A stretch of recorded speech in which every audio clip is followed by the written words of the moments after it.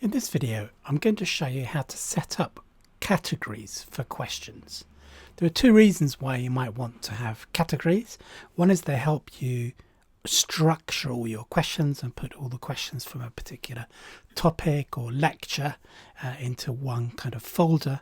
And the other one is that they help you with doing random selection of questions from the question bank.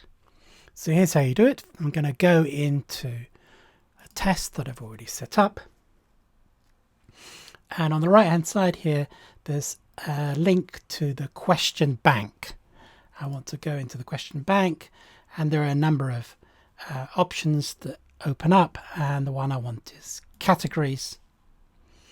And this basically just allows you to set up a hierarchy of categories. I'm going to add a new category. I do that by scrolling down to the bottom where it says add category.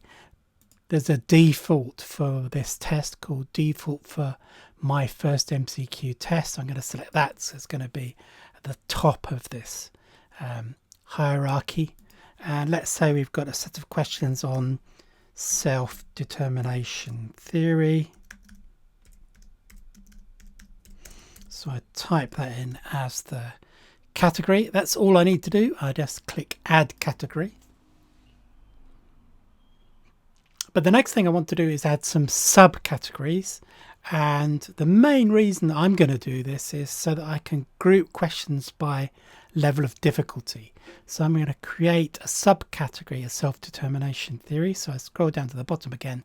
This time I select that category. You can see it's under the default category. Self-determination theory is going to be my parent category. And then I'm going to have a category with the same name, self-determination. But I'm going to add an extra bit. These are going to be the easy questions. For me, these are questions that are worth 1 mark. I have medium questions worth 2 and hard questions worth 3 marks. So a subcategory of self-determination theory. Again, I click add category. And if we look at the categories we've created, we've got self-determination theory.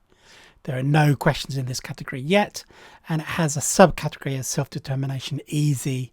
I would now create medium and hard ones and then put questions in these categories.